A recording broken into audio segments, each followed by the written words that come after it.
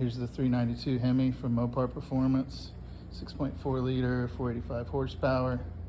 Some of the documentation said it didn't come with manifolds or a clutch, and then some said it did, so I was curious about that. I couldn't find any videos about it, so I made one for you guys. But this is what it came with: manifolds, clutch, fuel rails,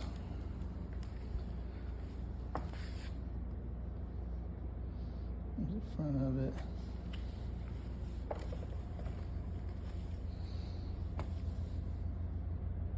BGE big gas engine,